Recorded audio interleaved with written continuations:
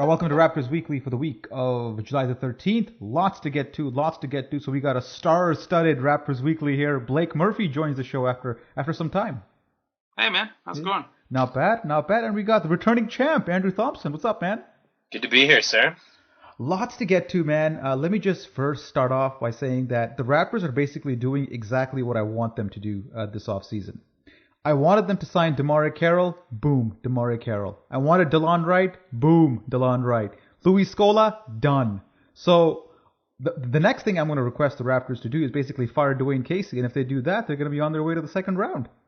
Well, I have some bad news for you right off the bat, Zarar, in that you wanted Bargnani back, and he's just signed with the Nets. I did not want to. He was about to go to Sacramento, which would have been fucking great because the rest of the Raptors are hanging there, so that would have been nice. But Nets in the division, he stays in the division. I'm very happy to have him in the division. Should make for some good ACC booing, Andrew. It should just make for some really bad defense to go up against. All right, let's start with DeMarre Carroll signing, man. This happened like as soon as kind of free agency started. Obviously, I like the guy. I've been on record saying that. He kind of fills all the holes the Raptors had: defense, athleticism, 3-point shooting. Blake, I know you wrote the reaction to this. You really like the signing. Yeah, I don't see any issue with it. I know a lot of people scoffed at the fact that DeMarre Carroll, this a 28-year-old, almost 29-year-old journeyman kind of guy is getting 4 years, $60 million, but he fills several holes for the Raptors as a tough as hell, versatile defender who's very good on the perimeter. He knocks down 37% of his threes for his career and almost 40% last year. He's a Dwane Casey type of guy. He's the type of guy the fans are going to like. And $15 million, honestly, I don't like the constant analysis of, it doesn't matter, the cap's going up. But $15 million for this type of player, even a year or 2 years from now, is not going to look like that much. And you see what some of the other names on the market got, and this was maybe a small premium on market price, but this seems like pretty fair value for what Carroll's bringing. Yeah, I mean, I looked at this. The deal just went down a couple of days ago with Wilson Chandler, almost at $12 million a year. When you look at it in context, something like that, this sounds fair, or what Robin Lopez got. So I mean, it sounds a lot in absolute terms, like he's the highest paid Raptor right now. But as you said, in a year, it won't even matter. So, but at the same time, Raptor fans tend to compare in absolute terms, and right now he's $5 million better than DeRozan. So that angle still people are coming to terms with, I guess. Yeah, well, that's a pretty dumb way to look at things. Steph Curry signed a really affordable extension when his ankles were held together with silly string, and it looks unbelievable now. But you can't compare Steph Curry's contract to contracts that are being signed now because contracts don't exist in vacuums. Yeah. Andrew, DeMarre Carroll, thoughts? Yeah, I'm a big fan. I was surprised when we got him because there was going to be such a market for DeMarre Carroll, it seemed like, and all through the playoffs, everyone was talking about how this guy is going to get 15, 16 million, maybe more. Someone could throw more than that at him. This is the contract that I think everyone expected he was definitely going to get, and I was pleasantly surprised to see we're the ones who gave it to him. I don't have any issue with the dollars at all. It makes sense. Yeah, it's a very specific targeting by the Raptors here. They kind of, if you look at the Raptors team and see what they lacked, he's the type of player that kind of fills all the needs at this point. What's your angle on the whole age thing? He's going to be 28, 29, 4-year contract. How do you feel about that? He's certainly a physical player, but I don't think he's a guy. He's not someone who relies on his pure athleticism for his game to exist. He's not someone like a Gerald Wallace who is going to get to the wrong side of 30 and just fall off a cliff because he can't out-muscle and out-jump guys all the time. I think he's a really smart player. He uses his size intelligently, and he can shoot. So I think he has a game that's going to age reasonably well. I think he's also proven as a journeyman that he's learned how to take care of himself and that he's a worker. He's not going to sit back on his laurels and let himself get out of shape, which is what happens with some people when they get contracts. I'm not worried. I mean, anytime you sign someone to a long-term deal, you hope that the last year of that deal is kind of a good thing. But, I mean, I would be surprised if we're not happy with this deal in 2 or 3 years. Yeah. Blake, regarding the age, he's 28, but he's only played 316 games in the league. That's got to mean that he's got relatively fresh legs. No, I would say it doesn't necessarily mean that he's got relatively fresh legs. I mean, he was 23 when he cracked the league. So, yeah, like the college seasons aren't quite as long. But grinding through the D League, and then when you don't have guaranteed contracts, that means you are doing every tournament in the summer. You're playing in every summer league. You're playing heavy preseason minutes. I don't necessarily think the low games total means he's a young 28, especially considering he's had some physical issues. Like he got shot in the ankle. He has liver disease. He seriously, he does. He was heavily banged up during the playoffs, and he plays such a physical style. So I'm not concerned with it because I think for his player type, 32 years old, 33 years old is still reasonably. It's a reasonable spot on like the aging curve. He's not all the way on the downswing. He'll probably be past the hump in the fourth year of the deal, but I don't think he's going to be bottomed out.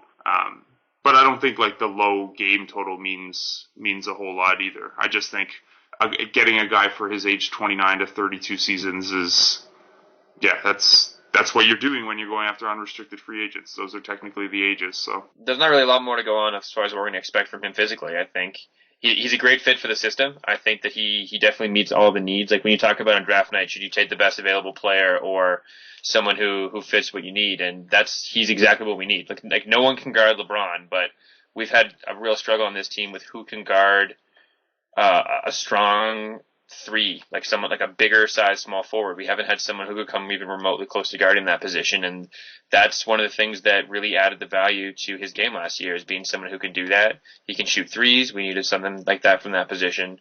It's a really great internal fit, and I mean, watching the playoffs this last year, there were several games, even down into the conference finals, where DeMarre Carroll was pretty clearly the best player, or at least the most important player on that Atlanta Hawks team. We'll talk about the implications of these signings on the offense and Dwane Casey's system a little later on in the show, but let's get through the signings first. The other guy the Raptors got was obviously Cory Joseph from the Spurs. He's $7 million a year. Let's start with Blake on this one. Obviously, he comes from the Spurs pedigree. He's pop coached. He's well disciplined. His game in San Antonio, a lot of driving. It wasn't a big scorer there, but really ran the offense well and drove the ball exceptionally well. What do you think of this signing for the Raptors?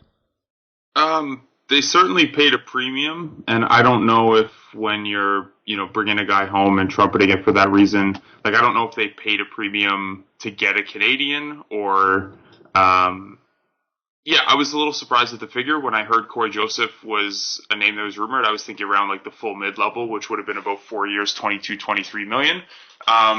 It's not a terrible deal. He's still 23, so for a guy with 4 years of experience, he's still quite young. He did look really solid as a starter in 14 starts when Tony Parker was out last year. And I think there's some upside still to tap into. So in terms of dollar value, I'm fine with it. The biggest thing I'm going to look for from him this year, I think, is how well his range is coming along. Like you said, he's a terrific driver. He's not like the most savvy or heady passer, but like he's a quality enough pick and roll operator. If he can knock down enough outside shots where you can comfortably play him with Kyle Lowry, because he's a good defender and he's played some time at the two, but he's not huge and he's better with the ball in his hand. So if he can reliably knock down threes, I think that'll be big. And he only took 44 all of last year, so even though he hit a good clip, he was barely taking them. So that's the big thing I'm going to look for. I think that's the next step his game needs to take for him to warrant $7 million a year, is be able to be a little bit more of a threat off the ball. Yeah, Andrew, last year Joseph was like 45% from like the long two area, 44% from mid range. Exceptional at the rim, really shooting like 60% almost against the help defense. So what'd you make of Cory Joseph as the new Raptors, I guess, backup point guard? Yeah, I guess so. I think a backup combo guard kind of idea. I've always liked whatever I've seen from Cory Joseph. I've always been impressed. He played for the Spurs and he played behind Tony Parker. So it was one of those instances where whenever he would get a shot, he would look good, and you'd kind of think to yourself, like, it makes sense for him to get some more minutes, except no one ever really clamored for it because A, you're assuming some of that's part of the system, and B, he's playing behind Tony Parker. So whenever Tony Parker would come back from injury, it would always make sense. But his shot, his shooting percentages have steadily improved every year he's been in the league. again, as Blake said, they're really small samples, so it's hard to really put a lot of faith in that. But especially coming from the Spurs system, and anytime you come up in that system and whenever Pop has from year to year given guys more responsibility and more playing time, and he's looked to play them more and more, it's usually reflective of them really putting a lot of time into their game and reflective of the fact that they can learn a system and he trusts that. And I think that's a really positive thing, but we'll see. It's certainly a backup role, and the money is a bit much for that, but I think there's a lot of potential. Yeah, so in both these cases, DeMarre Carroll and Cory Joseph, these are two guys coming from great systems. Atlanta, the league's, second best offense, or I don't know where they finished, like extremely heavy on ball movement, beautiful to watch. Role definition is great. And then you got Cory Joseph coming from Spurs, and we know about the Spurs and how well they run their offense. So they're coming from great systems into Dwane Casey's system.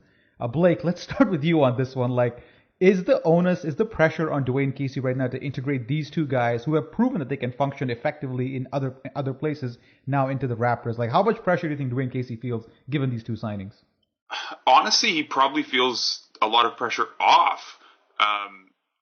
Dwane Casey's system did not make Lou Williams a one-on-one isolation player. And Dwane Casey's system didn't make DeMar DeRozan a guy who's best one-on-one and best work in the mid-range. You have to design a system around the talent that you have. And the Raptors, if you look at the guys that they played significantly last year, who is passing the ball and whipping it around the outside, and who are the 3-point threats? I know that Casey deserves a fair amount of the flack for, especially out of timeouts, not designing more creative things. But they also just didn't have the personnel for a free-flowing offense like that. So I think, Casey, because he's essentially a lame duck coach with a team option for 2016-17, there's definitely pressure on him on both ends of the floor.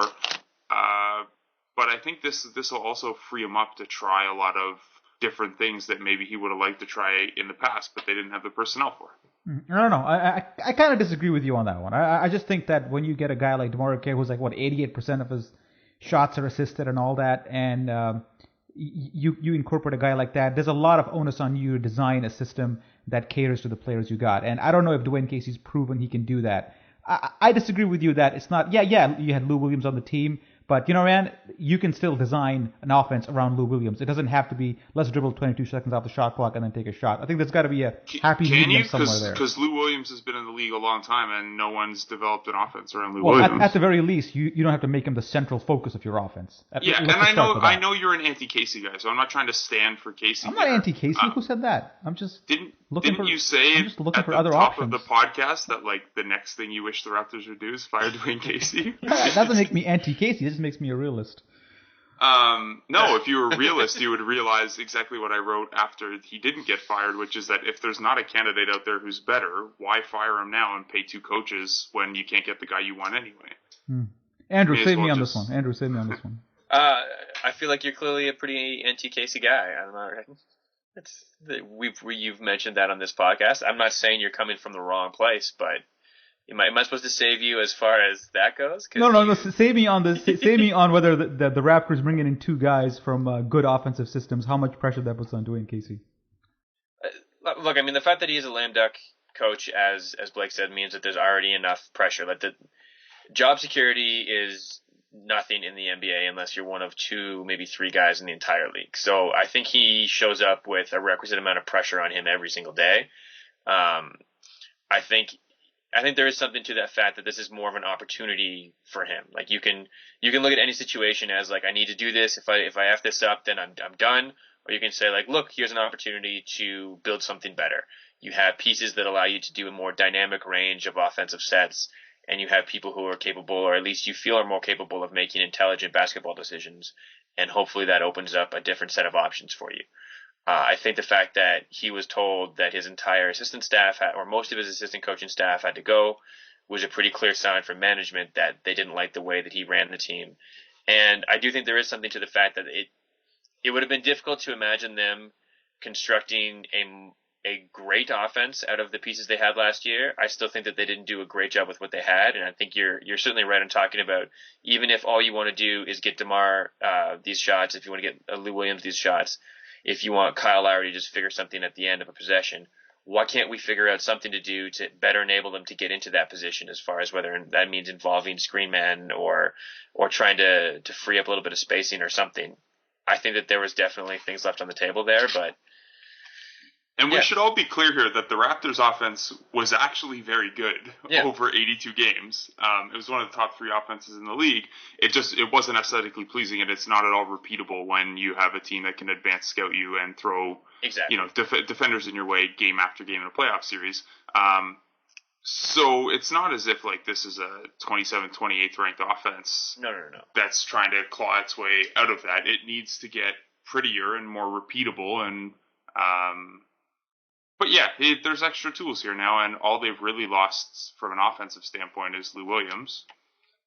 So we'll see. Lou Williams gets to be backup Kobe now. Just come in and do Kobe things behind Kobe. That's a good fit for him. Yeah, I love how he commented that he would take the workload off of Kobe. I wonder how Kobe feels about that one. Yeah, you know who else feels that way? Nick Young. So you got 2 guys waiting to take on Kobe's workload, and Kobe's. Who's the 4th guy that's going to take a shot for the Lakers if Roy that Hibbert actually plays? Roy Roy Hibbert gets no shots on that team. Roy Hibbert exclusively shoots putbacks. They should probably, get D'Angelo Russell, Jordan Clarkson, and Julius Randle a touch here and there too. But will they? The guys who might be there when they win 40 games next. I love the Lakers, man. I like how they screwed up the LaMarcus Aldridge meeting and wanted a second one because they forgot to talk about basketball. Hey, we are the we get a big participation ribbon for that LaMarcus Aldridge series. Yeah. Hey, good meeting, pat on the head. Yeah. What do you think of that, Andrew? LaMarcus Aldridge meeting. You think that actually moves a needle in the franchise reputability? I mean, it's whatever. If the Raptors franchise continues to improve, win more games, and get other players as well, then that becomes part of the narrative. If they end up having to blow up the team because this group just doesn't gel well, or there's injuries or something, they start rebuilding again, then we're back to square one. Like, that's ultimately the reality is you need to have a team on the rise and you need to have cap room. And if you have both of those things, then you can get meetings. But those are we're never going to be someone with the Lakers who can always get a meeting, even if it is just as a joke or as sure, let's get a free dinner or what have you. But it's not, I don't think the Raptors will ever be a team that gets to a permanent space like Miami, the Knicks, or the Lakers, where you can always get a meeting. Can I just say, I know that it's always Lakers, Knicks, Lakers, Knicks, Lakers, Knicks. I would kill to live in Miami. Oh, yeah. Like, if I'm looking at potential Kevin Durant destinations next summer, and everyone hears about how Pat Riley is the ultimate recruiter and rings knocking on the table and stuff like that, but living in Miami with no state income tax, and I know that the whole tax effect is overstated publicly, but living in Miami and paying less taxes, oh man. Anyone who's ever hung out for a night on South Beach just needs to imagine what it would be like to hang out for a night on South Beach as a visibly famous, rich, good-looking millionaire, and then understand that there's every possible reason to want to live in Miami. Blake brought up Lou Williams here. Blake, are you surprised that the Raptors didn't even offer him a contract?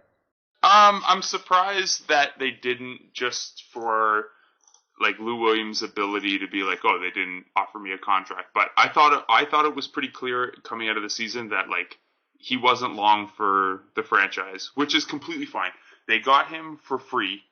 Not even for free. They got Bebe in a deal that let them swap John Salmons and save us all the terror of John Salmons playing 1,200 minutes again, just to take on Lou Williams' salary. He was great. He rehabilitated his own value. He helped the Raptors win some games. Now he's gone on to what he perceives as a better situation. He's making more money, and the Raptors moved on to someone who's a better fit for what they're trying to do. I think it was a win-win all around, and it sucks for people who are big fans of Lou Williams that the team didn't offer him a deal, and it sucks for Lou Williams that he felt a little disrespected on his way out. But really, the whole last 12 months of Lou Williams and the Raptors was a huge win-win. Yeah. Yeah. One more signing to talk about before we get to Biyombo. It's Luis Scola. The Raptors picked him late in free agency. He was kind of out there with no teams really showing great interest in him, but he was available. He had a really good season in Indiana. Came off the bench and was very well liked in the locker room. Still has the old man game, and the Raptors kind of got him. And Dwane Casey came out, on a radio show and said basically that he still intends to bring Patrick Patterson and James Johnson off the bench as fours, which means that Scola would potentially just start. Blake, your thoughts on Luis Scola as a signing, first of all? My thoughts, I wrote a whole post about this, is that this is great. I think from a locker room perspective, it's awesome. We've been lacking veteran leadership from a long time, and he's the guy who can bring it. He's a well-rounded basketball player. Like, he's smart, he's intelligent, he knows how to play the game without having the requisite athletic ability. And I think he's the type of guy that can actually help you build a positive locker room while actually contributing on the court. So I love the signing, but what are your thoughts of him as on the signing and as a starter potentially? I like the signing too. I'm with you. I like a lot of the things that he brings on offense as an extra weapon out there. When they signed him, I thought, oh, great, that's another guy who can, you can dump it to him and he can get those dirty buckets in the second unit. I don't necessarily love the idea of him starting just because a front court of him and Jonas, given the system that Dwane Casey likes to play, is kind of difficult to picture. I liked him better as a potential bench weapon. I thought Patrick Patterson would for sure be starting the season because the idea of him and DeMarre Carroll sharing the floor together means the Raptors will finally have some nice spacing for once. But all of this is also really, really fluid. If Scola looks old or the defense isn't working with both of them, Casey could obviously change his mind. Honestly, not to take your host role from you, but I'd like to hear. For anyone who didn't read your Scola piece or read it too long ago to remember, I'd like to hear you rehash some of those thoughts on what Scola is going to bring to the team. Well, I think I already mentioned. I think veteran leadership is the number one thing. Last year, the Raptors really lacked that. If you look at their bench, who do they really have on there? Chuck Hayes, who doesn't even play. And it's tough to take direction from somebody who doesn't play. So Luis Scola will at least play. He's got experience being on winning teams. That's huge. In Indiana, the coach loved him. He was often cited as an example of how to behave or how to play basketball. And, Frank Vogel's a pretty damn good coach. And he held him in high regard. So I think he might even be kind of like a coach's extension on the floor. And I think we need that. And in the front court, I think we need somebody a real bruiser. Amir Johnson, for as great as he was always kind of injured and never really able to assert his physical presence consistently. I think Scola. Oh, I don't think that's true. Amir Johnson's one of the best screen setters in the game. Best screen setters, but I'm just talking about doing the dirty work on the throwing the elbows away. I just didn't think he did that in the last couple of years. That's just my take. I think Scola brings that. Overall, he can hit a 10-footer consistently. He can hit a 15-footer with relative consistency. So it's not just you're bringing him only for his personality. He's here to play basketball. And at the salary, at the age, a 1-year contract, it just you can't find any fault with it whatsoever. Andrew? The idea of him with the starters is a little surprising. He seems like he's a little bit past that point in his career as far as being able to offer you a really dynamic role.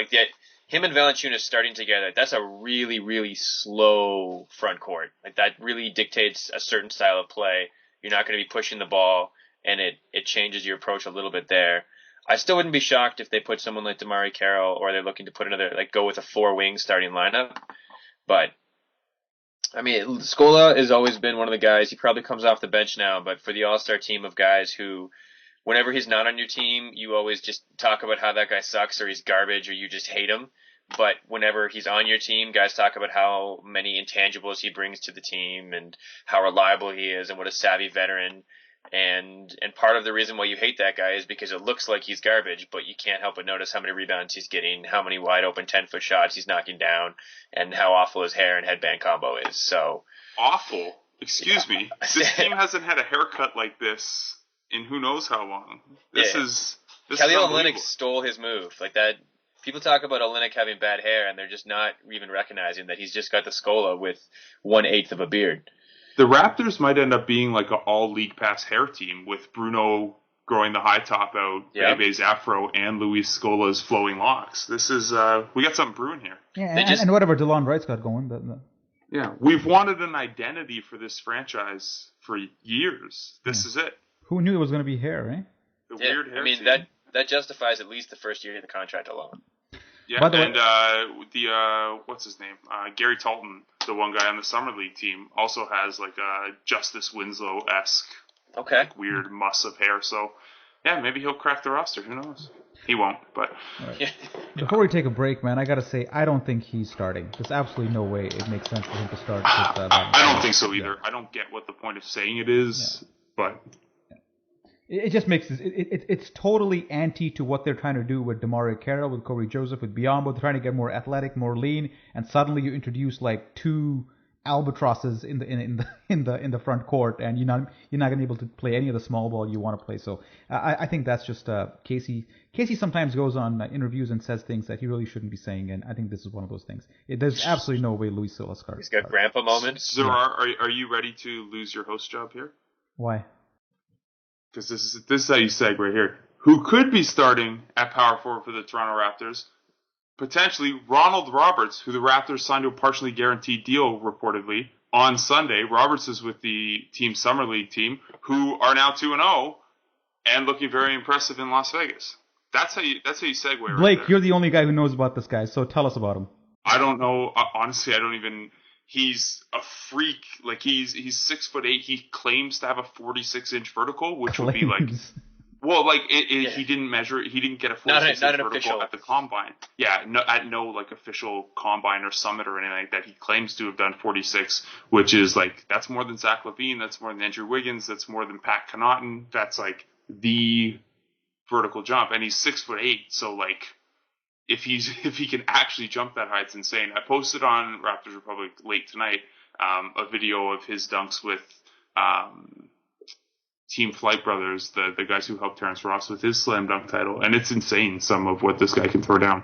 In terms of like actual basketball, he uses that well to like get garbage buckets, and he's a terrific open court player, and he rebounds like crazy. He averaged double-digit rebounds in the D League last year.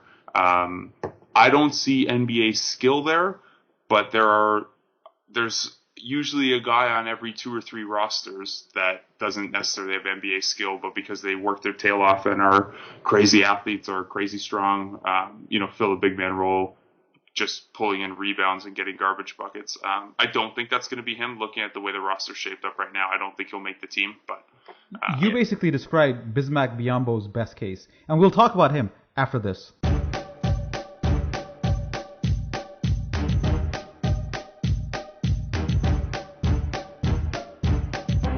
All right, welcome to part 2 of Raptors Weekly. Talking some Summer League now. So when on draft night, most of the attention went to the drafting of DeLon Wright with the 20th pick. But in Summer League, not so much. It's Norman Powell who has stolen the show. Again, a strong game against the Bulls. Powell going 7 for 11 for 19 points, 1 assist, 7 rebounds. Really trying to get that training camp invite. Blake, you saw both games so far. And you were high on Powell before this too, so are you surprised at how effective he's been? Maybe surprised him being the team leading scorer in both games, but I saw a lot of him during the year. I'm a UCLA fan, so I was usually tuned in once the conference schedule came around, and then after they drafted him, I pulled a little more. He should be having success in the Summer League. It's the same with DeLon Wright. Who also played really well Sunday, even though 10 points, 2 assists doesn't really jump off the page. But these guys are seniors. Powell's 22, Wright's 23. They're more experienced than a lot of the youngsters in Summer League, and they're just more talented than a lot of the journeyman guys. But these are, I always say with Summer League, success doesn't mean nearly as much as failure does. So the fact that these guys aren't failing is a positive. Powell's looked awesome, though. He is a terrific athlete. He's probably going to be able to guard 2 positions and maybe point guard in a pinch. He hits the glass really well for a wing who's not that tall. He uses his length particularly well. We were talking about the way DeMarre Carroll uses his body, and DeMarre Carroll's only 210 pounds, and we're talking about playing him at power forward. While Norman Powell is only 6'4", I think he measured at, and he could conceivably guard 3 positions, 1, 2, 3. He's done a little more offensively so far through 2 games than I expected from him. He's always been a very good, like, north-south, put your head down and drive to the basket kind of guy.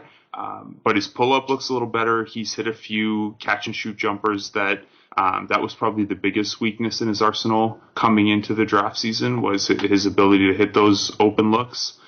It's been really impressive. It's tough to judge defense against the D-League competition that he's going up against when, a guy like Roman Galloway is the primary guy that he's checking. But I've been really impressed so far. I came into Summer League high on him, and nothing has dissuaded me from the fact that he should be on the roster. Yeah, the one thing that, to me, he reminded me of like a cross between a poor man's Ben Gordon and a rich man's Randy Brown, if that makes any sense. Ben Gordon's a tough one just because he's not a reliable three-point shooter. Yeah. Not yet, at least, and that's the knock coming out of college is that he doesn't have the range that he might need to survive in the NBA. And one thing that's kind of helped him right now in a weird sort of way is that DeAndre Daniels, who many had pegged as taking a roster spot coming into the season, got injured, unfortunately, and Powell kind of has taken that opportunity and made a name for himself. And right now, Andrew, he looks to be maybe almost definitely on the training camp roster at least. Well, he'll certainly be on the training camp roster. That I don't know if he's going to make the team. That'll be something that's yet to be decided. But yeah, he's been impressive. My knowledge of him was that he was kind of a scorer and basically just what Blake talked about. And I was really impressed, given his height, that he was able to finish at the rim as well as he's been doing so far in Summer League. And by the way, we need to do away with height as a stat that we care about. That the same way that the smarter stats have carried in, like standing reach should be the way that we describe guys, because wingspan impacts what your height makes you able to do so much more than just height. So he's 6'4", but he plays a lot larger than 6'4" does. Have I told you about my proposal for that, Andrew? No, you have not. So wingspan matters far more for defensive purposes, and then depending on your position, reach matters more for either offense or defense or both. So right. I would like to make a little triangle with the wingspan and standing reach, if you picture the guy's arms, and like that area, the area of that triangle is how you measure like effective size for a basketball player. Because wingspan and reach matter far. The only thing height matters for really is shooting, because it's how tall can you see over. Yeah. And for a point guard, when you're navigating the pick and roll and stuff, you'd rather have a taller point guard given the choice, because they can see a little bit more of the floor. But yeah, for defensive purposes especially, height doesn't mean much at all. No, and like people can talk about like, well, Dwight Howard can play defense. He's only 6'9", when he's got the same standing reach as basically any 7-footer with giant hands and the ability to jump better than them. So I think that's really interesting what you're talking about with the effective height. I like it. But yeah. What if you have height and wingspan, kind of like Bruno Caboclo does? And you like that one, Blake? Good segue? No? Nothing? Great segue? I just want to say one more thing about the DeAndre Daniels, Norman Powell thing.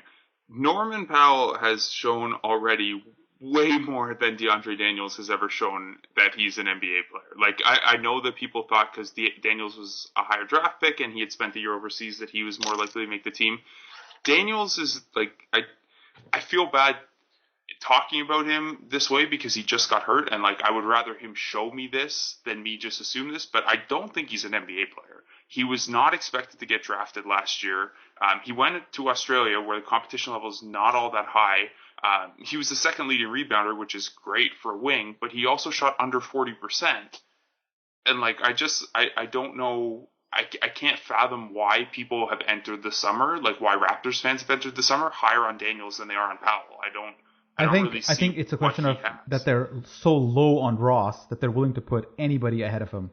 And DeAndre Daniels, just tall, athletic, lanky dude who they might think is basically could be just as good as Ross, and they kind of pitch him. But yeah, you're right. He's I talked to the Australian reporter who spoke to me at length about DeAndre Daniels and basically said that he's been a bit of a disappointment. And one thing that kind of stuck with me in that interview was that his effort level seems to dip in the Australian league. Like, he wasn't there, like mentally he wasn't always into the games, which always scares you about a guy who's looking at the NBA from the outside. That's one thing you expect them to bring, and that's the one thing that he apparently didn't bring in Australia. So that's what kind of scared me about DeAndre Daniels. I mentioned. Sorry, go ahead, Andrew. Oh, I was just gonna say, like, I always obsess about confidence with NBA players and how much of a role that dictates. And when you watch DeAndre Daniels play, like, you might want him to be a guy, but when you're watching him play, you're left thinking, like, I'm not sure if he thinks that he's a guy that can actually do this. Where what's really impressed me about Norman Powell is, like, that guy is convinced that he can play at this level and that he can do it really well. Like, that he's just full of confidence. I also, his post-game interview today was hilarious. The dude talks faster than almost anyone I've ever heard. I was trying to transcribe his quotes, and I couldn't keep up. You know how I said earlier that Summer League success isn't really as telling as Summer League struggles? I was updating my archives today, just like from taking my Raptors Republic stuff and throwing links on my own site. July 22nd, 2013, an article titled, "On Terrence Ross's Poor Summer League Performance." So if you want to talk about guys struggling in Summer League being a bad sign, Terrence Ross, only 2 years ago. I guess before we get to Bruno Caboclo, let's talk about Terrence Ross just a little bit. Sure. Dwane Casey came out with some quotes in that same interview on TSN 1050 and basically said that, and this is a direct quote, he sees Terrence Ross as basically being next year's Lou Williams in terms of offense. I think what he meant is he sees Terrence Ross as Lou Williams in terms of a guy who won't be on the team for more than 1 year. Yeah, I think it's more an example of Casey trying to manage Terrence's emotional state. I think it seems like the coaching staff has not done a great job, or maybe it's just the way that Ross is, of sort of helping to develop confidence and helping bring about, like, okay, where does your emotional state need to be in order to get the most out of you? Because he just seems so reluctant, and so, like, anytime there's something that pulls him out of a game, or he makes a mistake, or there's something, he's looking to the bench, or he's down on himself, how can we try to build you up? And to Casey's credit, I think that comment is him trying to do that in a Doc Rivers with DeAndre Jordan talking about him being the next defensive player of the year, how he doesn't need plays run for him. Like, they're trying to say something that acknowledges here, we're not necessarily going to make you a big part of the team, and you're not going to be a starter anymore, but how can I offer you something that seems like I'm trying to build you up? And that's saying, like, you're going to carry the second team. That's going to be your role. Look, it's obviously not. Like, Terrence Ross cannot create shots for himself or anyone else off the dribble, and no smart coach is going to put the keys for the second unit in his hands, especially not one like Casey, who has probably no trust for Ross whatsoever. So I think that's what that was. I took those quotes. I gave Casey the benefit of the doubt on that one. I think what he meant wasn't that I'm going to have Terrence Ross go one-on-one like Lou Williams and try to draw fouls in one-on-one situations, because obviously that's not going to work. Terrence Ross will dribble the ball off his foot.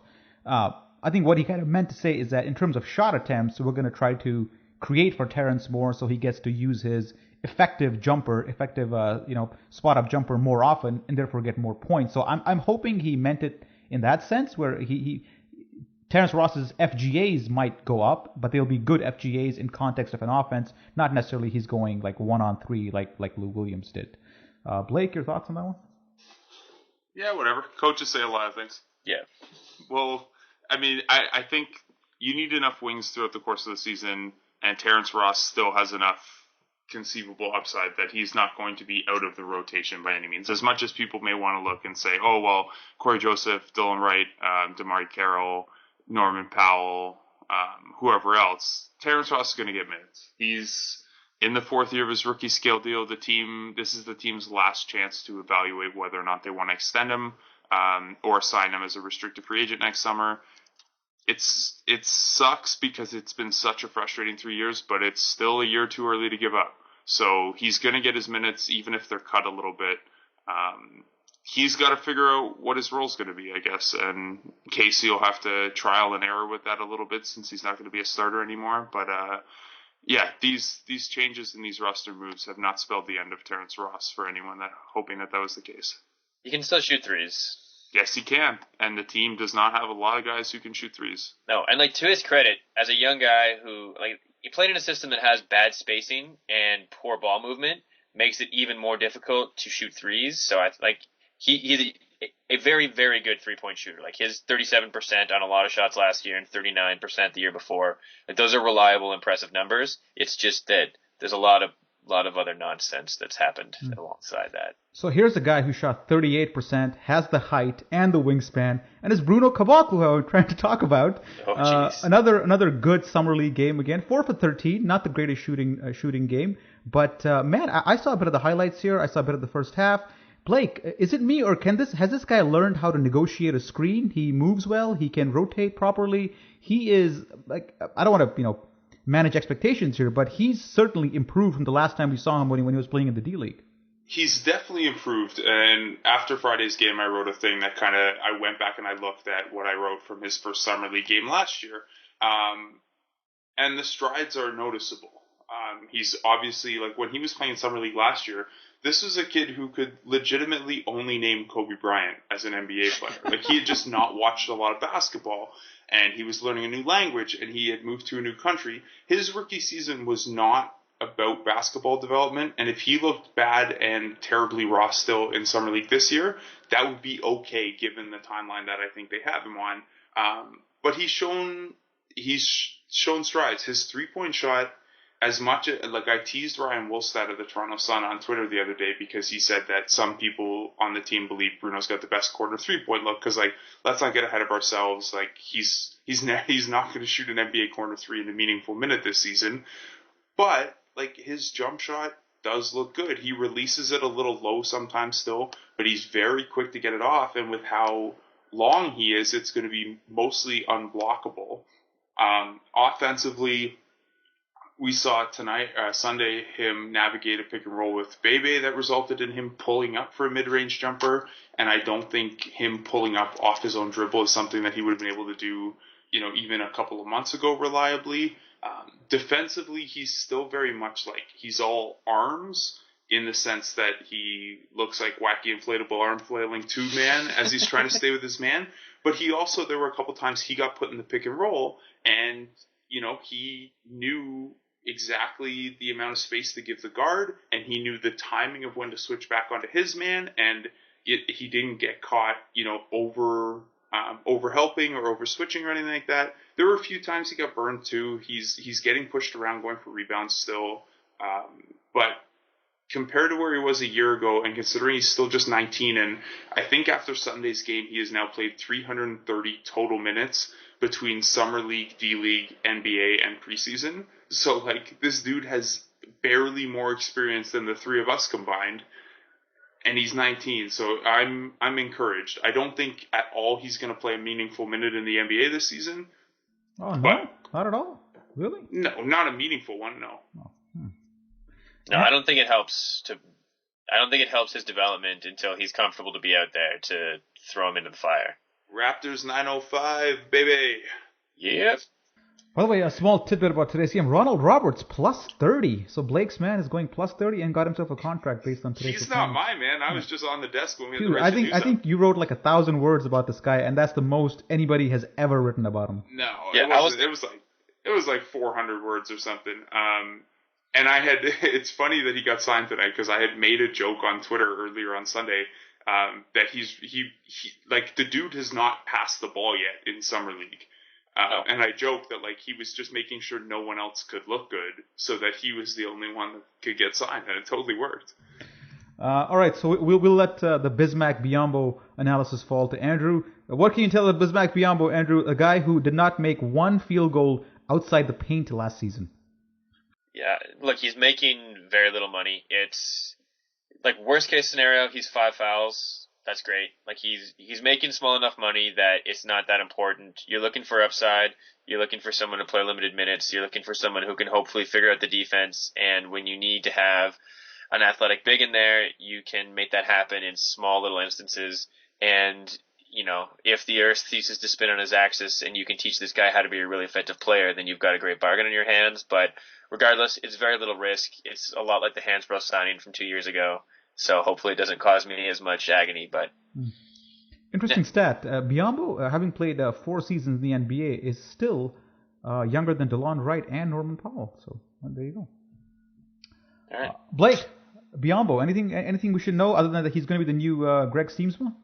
I agree with Andrew. It's at the price, and given his age, it's exactly the type of move you want a team to make with their bench unit or at the end of the rotation. Ideally, you make this kind of move on your third center instead of your second one. But he's 22 years old. He has one very clear NBA skill in terms of rim protection. He is like flaming wreckage on offense. But depending on who he's playing with, if he ends up being the center for some of those 3-wing units when they mix and match the bench with the starters, you might not need him to do much on offense. I have trouble picturing him in anything they're going to do offensively because even if he's just a dive man, he can't catch the ball. You know, Denver ran some sets with Kosta Koufis a few years ago when Denver was actually really interested in that last George Karl year, where they would have him stand away from the basket and about 3 feet out of bounds, like behind the backboard essentially, and he would just stand there as far out of the play as he could possibly be without getting in the way of any passing lanes. And they would just hope that his man would have to kind of acknowledge that he could run in for a rebound, so we have to stay close enough to him to at least box it out. And in that way, he didn't hurt their spacing. And whenever it was clear that a shot was going up, he would try to rush in for an offensive rebound, hoping that movement or penetration had pulled his guy away. And I don't know, maybe that's the one scenario I can imagine with Bismack Biyombo. Like, how do you actually have him play a meaningful role? And that's... There's an interesting tweet by a Charlotte reporter. He goes, I knew Bismack Biyombo wasn't long for the NBA when on day 2 of him being signed as a rookie, there was an assistant coach teaching him how to catch the ball. Yeah. But, like, even with how limited he is, like, say they signed another Greg Steamsman type, we'd be having this conversation saying, why didn't they take a flyer on a guy with a little more upside? And they've done that.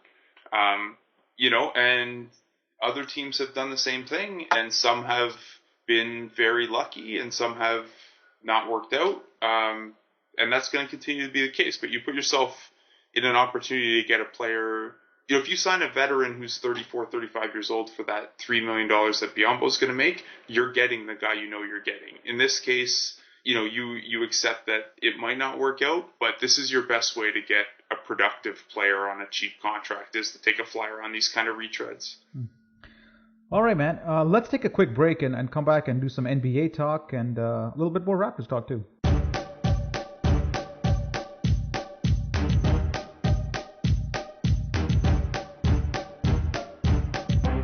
Welcome back to the final part of Raptors Weekly. Blake and Andrew are joining me today.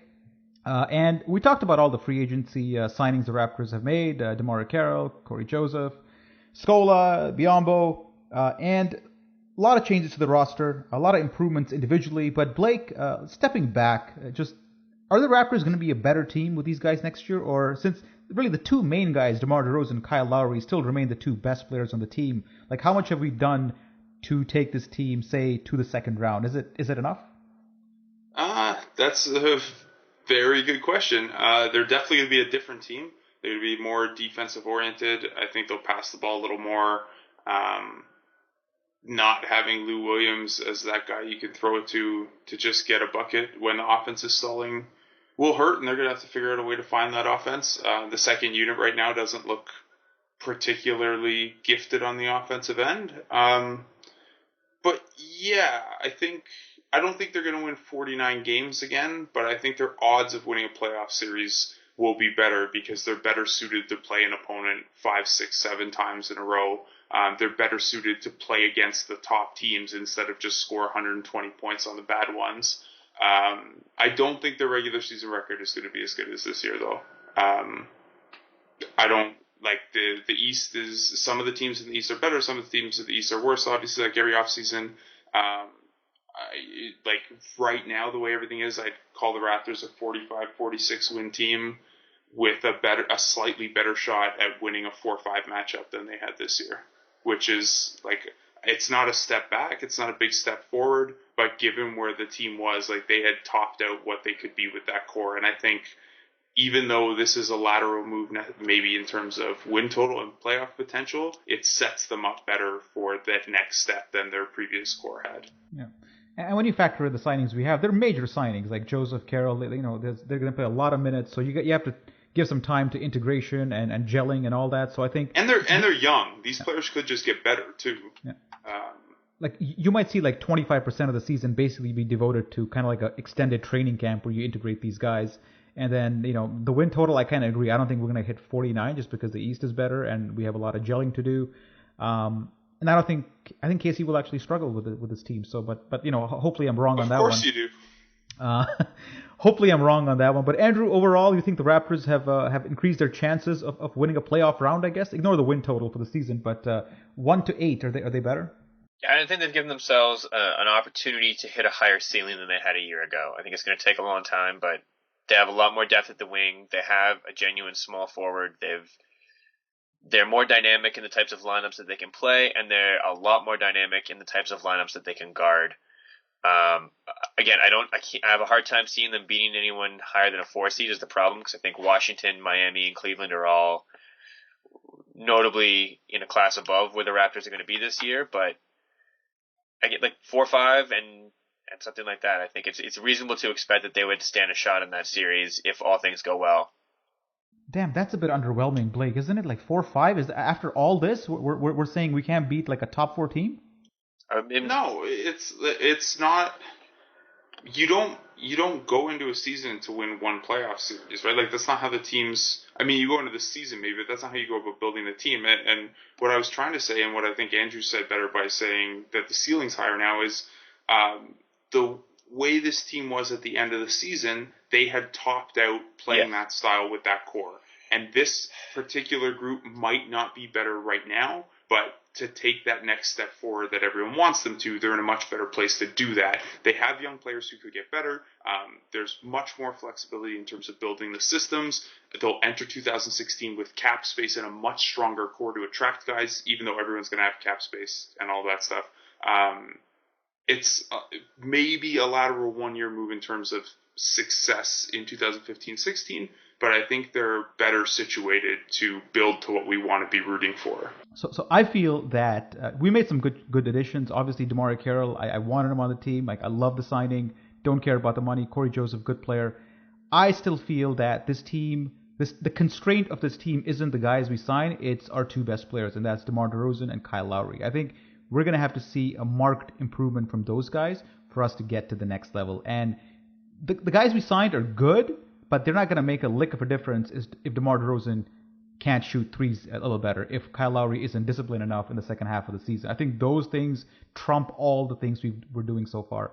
This is good. Don't get me wrong. I'm hyped about all these signings, but I still feel those 2 guys have to get better, not just a little better, but a lot better next season for us to have any sort of chance in a playoff series or an extended playoff run. So DeMar DeRozan, man, he was the constraint before. He remains the constraint for me. So he's got to get better for us to have a chance.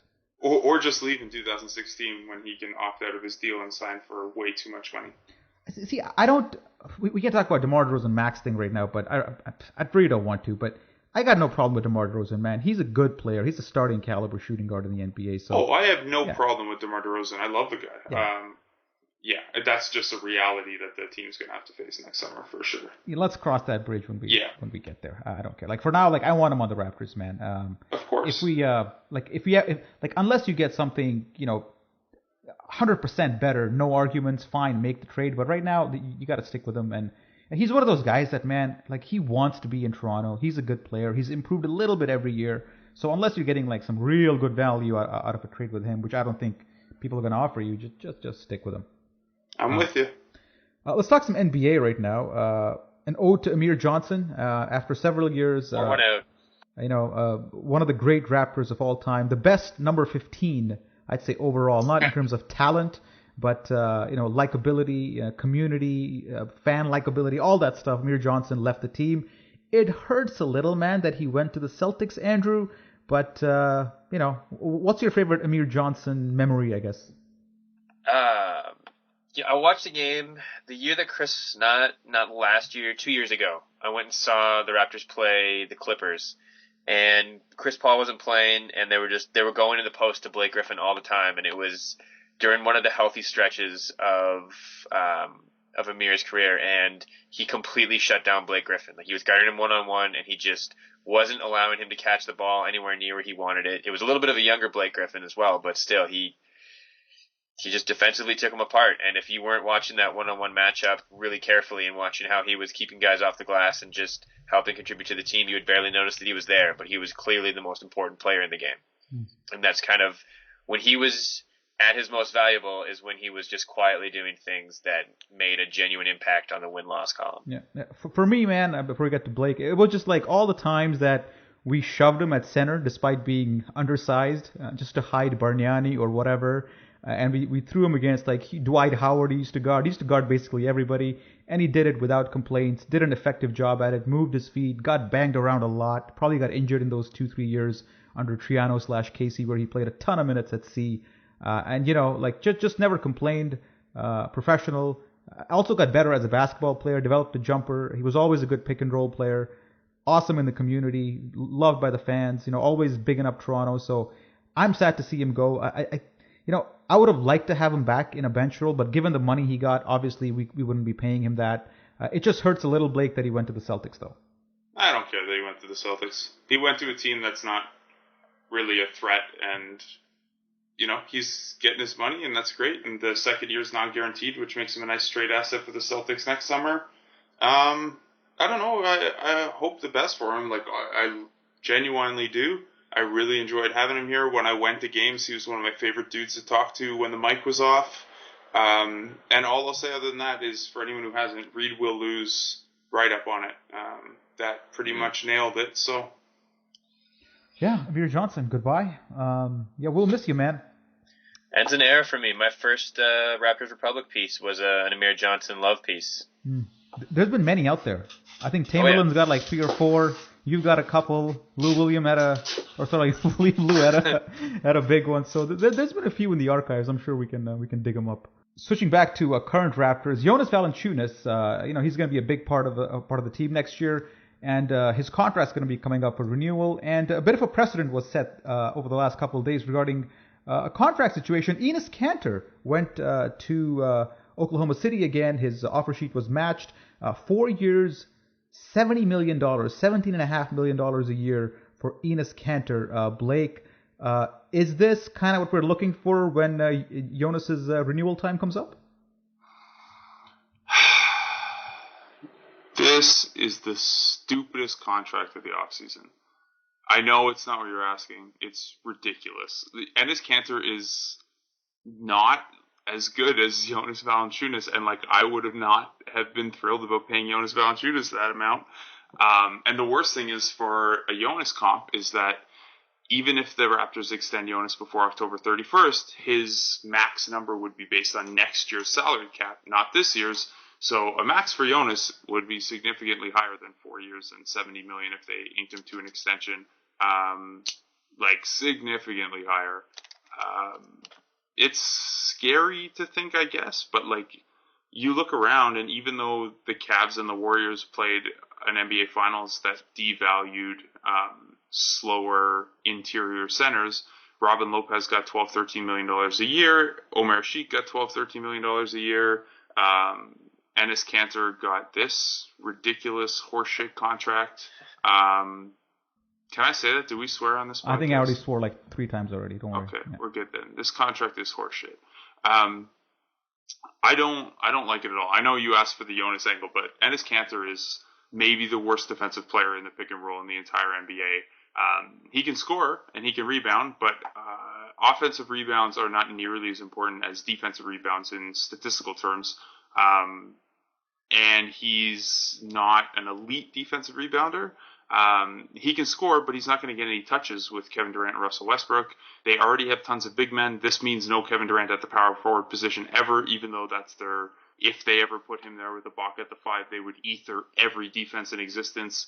I don't get it at all. It's so stupid. I can't even think about how it affects Jonas and the Raptors, just because I would hope that everyone sees this deal as dumb enough that it's not a precedent setter. If they signed Jonas for 4 years, $70 million next year in the rising cap environment, that would be great, but that's not going to be his max, and I would assume he's going to negotiate for much higher. Look, 7-footers are always going to get overpaid.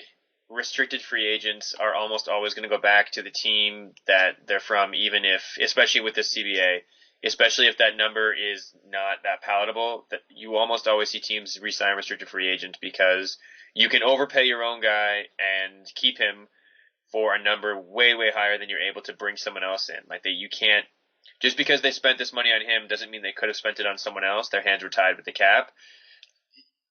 Basketball decisions for Oklahoma City, this is just dumb. It's really not going to pan out for them. Anytime you say you have to have a defensive player with this guy if you're going to put him out there, when you have 2 of the best 5 offensive players in the league on the team already, I don't know why it is you're looking for a third offensive post-up threat, but Jonas is going to get overpaid.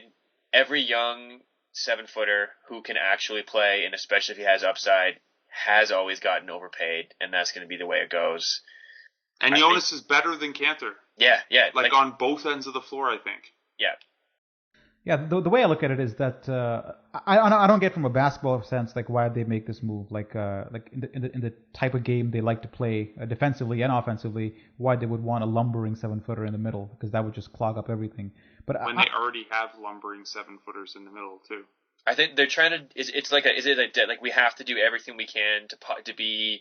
We need to put every possible chip on the table to be good this year, because if Kevin Durant leaves, then we're screwed. But if Kevin Durant leaves and we have Enes Kanter for 4 more years at this price, we are equally screwed. I think the biggest thing is the middle ground of that is the most frustrating, is that, okay, what if you're successful this year and then you're screwed long-term with Kanter? But for me, I'm looking at it in 2016, you just ate into a bunch of your cap space to add around Kevin Durant. Yeah. So this is the core Kevin Durant's signing up for now. This is it. Like, this is the team you're selling Kevin Durant on. So you better hope to hell you're successful this year. You think they went to Kevin Durant and said, "Hey, we're trying to get Kanter back. You okay with that?"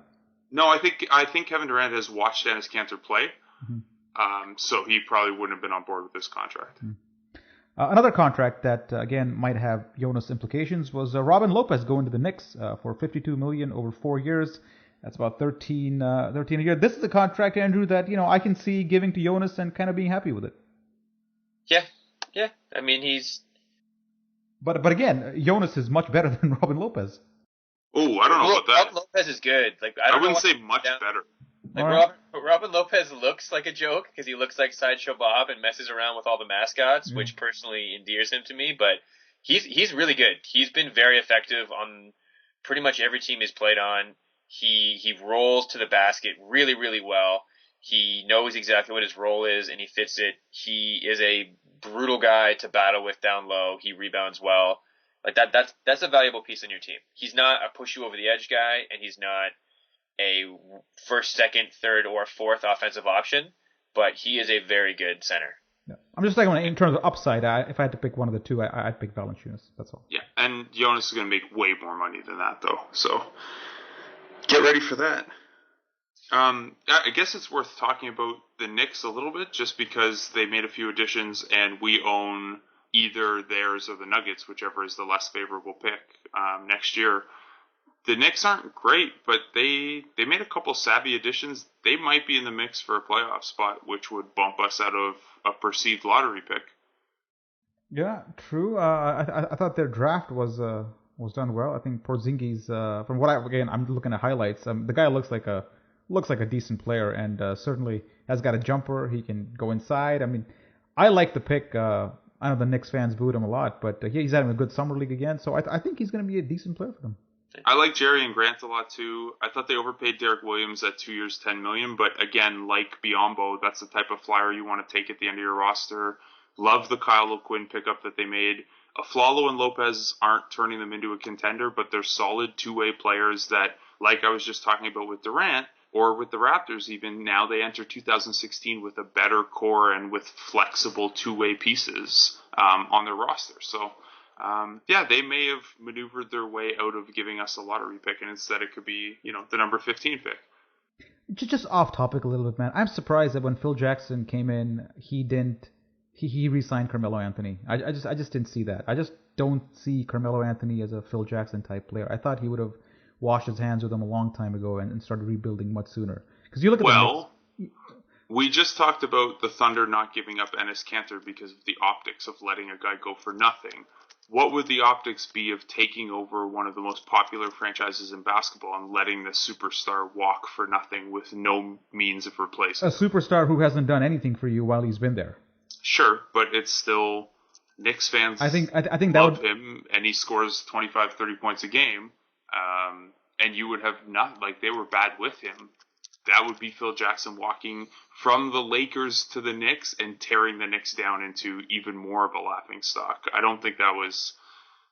Yeah, I from a basketball perspective, the signing wasn't a great move, but in terms of optics, I don't know how anyone could take that job and not re-sign him. Yeah, I think your first point there is from a basketball perspective, it wasn't a good move, and it ends there for me. From the optics, who cares? You're Phil Jackson. You got to go in there, clean house, and who cares what other people think? You got to do what's right for the team. Again, you look at the Knicks; they got 3 guys over 30 right now: Carmelo Anthony, Jose Calderon, and Lou Mansa. I mean, the rest of the team is like fairly young. And those are the three guys that are on the outs. I mean, and any Knick contention window over the next 5 years will not include Carmelo Anthony. So why even bother keeping him on and just end the era and move on? Well, here's another way to look at it, though. So say the era is going to end. Say Carmelo Anthony gets frustrated with the building process and demands a trade within the next 12 months.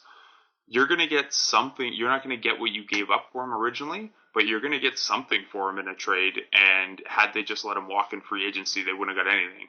Yeah.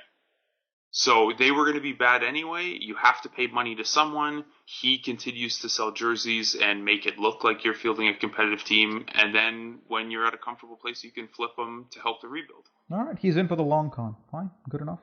Yeah. I mean, that's, if you want to look at the signing in basketball terms, it still makes more sense. Like, it's not like they were going to be good anyway. So why not keep the asset? You've got to spend that money on players. They've been exceptionally lucky to be as bad as they have been with Carmelo to get these draft picks and still have him there as an asset. Like, the things, as far as hilarious as their rebuild has looked, it's actually gone, like, they've gotten a lot of luck. You guys want to talk about the Kings? What's going on there?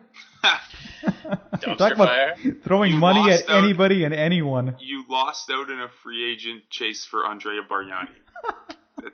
Go home, Kings. Marco Bellinelli's there. They got Rudy Gay, DeMarcus Cousins. How many years left on his deal? 2018. He's a free agent. Yeah, 2018. Okay, he's gonna get shipped before that, 100%. There's no way he's re-signing there, and he probably regrets re-signing there big time. I'm surprised it's not like a hashtag or a meme yet. The number of times I've heard Terrence, Jonas, and a first from Raptors fans, like I'm pretty sure, like, if you go on to any team blog, you're going to find that fan base making the case for a DeMarcus trade, and no one is making a reasonable offer. Except the Lakers fans who didn't want to give up Jordan Clarkson in a deal for DeMarcus Cousins. What was that about? Like, why would you? That's a move you would make in a heartbeat. Yeah, I would look at the Lakers roster before that draft, and there's nothing that I wouldn't have given up for DeMarcus Cousins. And DeMarcus Cousins is one of the 5 most impressive people I've seen play live basketball. Like, the ease with which he's able to dominate a game, if he could ever get things straight and they could actually put a good team around him, I don't think people understand how capable of being truly dominant he is. Guys, it's been like well more than an hour of recording time, and I think it's been a comprehensive Raptors Weekly, covered a lot of things. Excitement is back in Raptorland. I think the sweep is not a distant memory, but I certainly feel some healing powers kicking in, and I feel a lot better, and looking forward to next season. Blake, final thoughts? Well, you didn't update your own personal writing archives today then, because I had to go through all of that shit. That was tough. The TV appearance, trying to sell myself, and like the visible struggle I was having, trying to convince myself that there was a chance they would even win Game 4. Did you hear about this, Andrew? Oh, I saw it. Yeah. He was interviewed on CTV News with the Raptors down 3-0, and I think he was asked, like, what are the chances? And I try not to laugh. You're telling me there's a chance. Yeah, basically that. I don't know what's going on. We were just talking about this. I don't know what's going on. RJ Hunter is trending nationally right now, so he must be going off in a summer league game. No, I have no parting shots, really. Summer League's a ton of fun, and a lot of what I've been writing about the guys in Summer League is positive because the guys have been playing well. It's worth reminding yourself every so often, though, to keep your expectations in check because rookies, by and large, are not very good. The competitive environment at Summer League is not very strong, and it's tough to extrapolate these things. Take the positives for what they are, and take this as a good opportunity to learn about the players, but do not take a strong Summer League performance and enter the season thinking, Delon Wright's going to challenge Kyle Lowry for the starting job, and Norman Powell is going to be our first swing off the bench and stuff like that. It's Summer League, and they're rookies, and they're going to struggle. God damn it, Blake! I just created a free Norman Powell hashtag. Could have told me that I just want to say, I think it's really cute that Blake is encouraging the internet to behave responsibly and rationally, and good luck with that. Good luck. Don't use the free Norman Powell hashtag. We're just gonna go with the hashtag norm. That's what we're just norm. Keep it simple. I don't know why I said we. I tweeted at Toronto You and City your Councilor. brand. Yeah. I tweeted Toronto City Councilor Norm Kelly the other day, whose Twitter account is just @Norm. That like it's time to give it up. Like show your love for the Raptors. Give up the handle to Norman Powell. Man, how did that guy get @Norm? Like, of all the Norms in the world, he's the first one to lock that down. That's impressive. He's also hilarious. He's a terrific follow as far as like a city councilor goes. He's so funny. Or the intern running his account is really funny. Yeah, exactly. His nephew is great. Andrew, who's the most famous Norm you know? That I know personally, No, or that just I'm know aware in of their general, existence. Norm Macdonald? Yep, Norm Macdonald for me too. Blake, anybody else? Norman Powell very shortly. Woo. All right, so with that, we end Raptors Weekly. Blake, thanks a lot again. Thanks, man. Andrew, man, thanks for staying up. Pleasure, gentlemen.